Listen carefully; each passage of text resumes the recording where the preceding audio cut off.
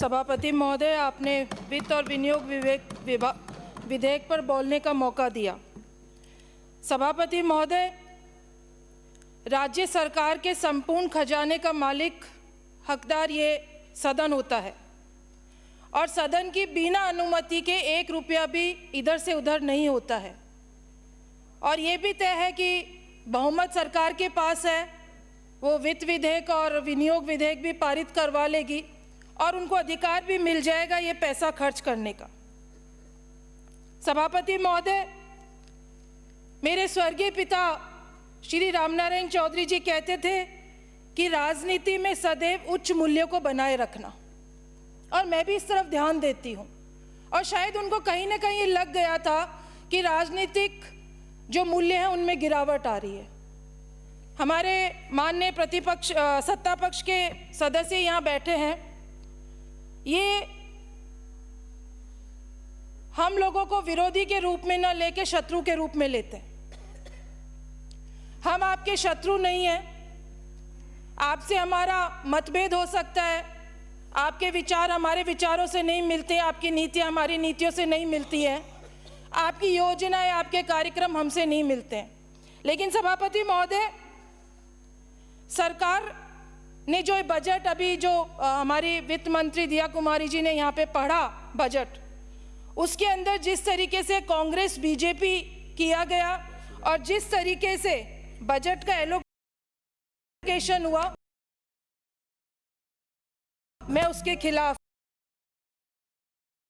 हूँ। सभापति महोदय, अब हम आते हैं राजस्व घाटे पर। पिछले बजट में सरकार का राजस्व घाटा अनुमान था 25,758 करोड़ 11 लाख रुपए।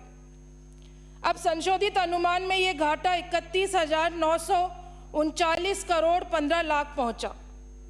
ये घाटा बढ़ने का प्रमुख कारण है कि हमें राजस्व प्राप्तियां नहीं हुई हैं, राजस्व व्यय ज़्यादा हुआ और आय कम हुई है। इस पे हमें ध्यान देना चाहिए, जो बजट में कहीं पे भी इसका उल्लेख नहीं है। राजकोषीय घाटे पर आए तो अनुमान लगाया था 70,009 करोड़ 47 लाख का। संशोधित अनुमान ये राजकोषीय घाटा 70,090 करोड़ 84 लाख का हुआ। जो FRBM एक्ट राजस्थान 2005 में GDP से 4.25 है, ये लगभग FRBM 2005 एक्ट के सीमा के बराबर है। इसके बारे में भी कि कैसे हम इसको कम करेंगे, उस पर भी इस बजट के अंदर कहीं पे भी कोई बात नहीं आई। सभापति महोदय, मैं एसेट मोनेटाइजेशन पर आती हूँ। अब राज्य के माली हालत बहुत ज़्यादा खराब है, परिसंपत्तियों को किराए पर देने की बात हो रही है, जिससे वेतन और पेंशन का ही केवल भुगतान होगा। और यह विषय एक चिंताजनक विषय है। सभापति महोदय, सरकार ने इस बजट में दावा किया है कि एसेट मोनेटाइजेशन के माध्यम से राजस्व जुटाएगी, और मैं समझती हूँ कि 2 साल पहले केंद्र की सरकार ने भी अपने बजट में इस तरीके का प्रावधान किया था और हम लोग भी लगभग उसके पीछे चल रहे हैं। लेकिन सभापति महोदय, हम परिसंपत्तियाँ आपने तो बनाई नहीं, जो बनाई कांग्रेस सरकार ने बनाई। आप उनको गिरवी रख दोगे, आप उनको प्राइवेट सेक्टर के अंदर दे दोगे, लेकिन उसका वैल्यूएशन कौन करेगा, उसमें करप्शन नहीं हो, इस पे भी कोई बात इस बजट के अंदर कोई प्रावधान नहीं किया है।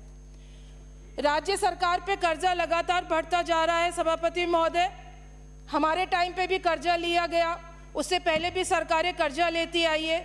फ़र्क इतना है कि हमने जो कर्जा लिया उसमें महंगाई में राहत देने के लिए लोगों को मदद करी। हमने जो हमारे सामाजिक सुरक्षा है उसके अंदर वो पैसा लगाया। आप तो रेवड़ी कल्चर के खिलाफ है। आप बता दें, आपको कर्जा क्यों लेना पड़ रहा है? आप कर्जा लेकर परिसंपत्तियां गिरवी रखकर क्या दिखाना चाहते हैं? राजस्थान पे कर्ज बढ़कर 7.25 लाख करोड़ रुपए हो गए, यानी एक राजस्थानी के ऊपर 1 लाख रुपए का कर्ज हो गया। और इस पे बारे में भी हमारे बजट के अंदर किसी प्रकार का कोई उल्लेख नहीं करा है। सरकार ने अपनी आय बढ़ाने के कोई साधन के ऊपर इस बजट के अंदर कोई प्रावधान नहीं करा है। सभापति महोदय, सरकार अपनी आय बढ़ाने के उपाय करती तो शायद राजस्व घाटा कम हो जाता, ऋण कम हो जाता। राजस्थान का युवा इतना टैलेंट है। सभापति महोदय, आप आईटी और बीपीओ की बात नहीं करते, उसकी संभावनाएं आप तलाशते नहीं है। जयपुर हब है इसका। हम बेंगलोर और गुड़गांव की बात करते हैं, लेकिन अगर जयपुर की तरफ इसका ध्यान दिया गया होता तो निश्चित तौर पर यहाँ पे ये सेक्टर, इंडस्ट्री सेक्टर यहाँ पर आती। और मोटे तौर पर इस बजट के अंदर इनकम और ग्रोथ पे कम फोकस किया गया है। मेरे साथी रोहित ने बात करी ग्रीन बजट की। सभापति महोदय, ग्रीन बजट सरकार पहली बार लेकर आई और लाना भी चाहिए। हमें पर्यावरण के बारे में चिंतित भी होना चाहिए। सरकार ने 27,854 करोड़ रुपए का हरित बजट दिया। वो बजट ऊर्जा विभाग से थोड़ा लिया, थोड़ा कृषि विभाग से लिया, थोड़ा वन विभाग से लिया और उसको एक ग्रीन बजट का रूप दे दिया।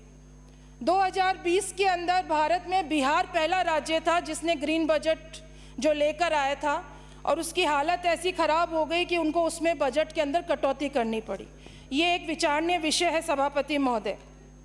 ये बात सही है कि सरकार को पर्यावरण को बचाने की दिशा में भी सोचना होगा। शायद ग्रीन बजट भी सरकार इसी दिशा में लेकर आई है, लेकिन ऐसा करने से पहले अगर हम बुनियादी ढांचा यहाँ पर तैयार कर लेते, बुनियादी साधन हम जुटा लेते तो अच्छा रहता। सपने देखने अच्छी बात है, सपने देखते तो आसमान की तरफ सर रहता है, लेकिन पांव हमारा जमीन पर होना जरूरी होता है। सभापति महोदय, किसानों की नेचुरल फार्मिंग की आपने बात करी ग्रीन बजट के अंदर, और एक बुनियादी बात है कि किसान प्राकृतिक खेती और जैविक खेती को क्यों काम में लेगा, उसका तो प्रोडक्शन घटेगा। अभी तो हम सभापति महोदय एमएसपी भी उनको पूरा नहीं दे पा रहे हैं, तो उनको कुछ इंसेंटिव्स हम लोगों को देना चाहिए था ताकि वो इस तरफ प्राकृतिक खेती की तरफ वो अपना ध्यान बढ़ाएं और पर्यावरण के ऊपर भी उनको कॉन्फिडेंस में लेना चाहिए था। कंक्लूड करें। सभापति महोदय, बस मैं अपनी 2 लाइन से बात खत्म करूंगी। इस बजट को देखकर यही लगता है कि आपके पांव जिस दिशा में पड़ रहे हैं उससे जनता को कोई खास उम्मीद नहीं है। मोइन एहसन जज्बी के एक शेर के साथ मैं अपनी बात समाप्त करूंगी। जब कश्ती साबितो सालिम थी, जब कश्ती साबितो सालिम थी, साहिल की तमन्ना किसको थी? अब ऐसी शिकस्ता कश्ती पर साहिल की तमन्ना कौन करे? धन्यवाद सभापति। श्रीमती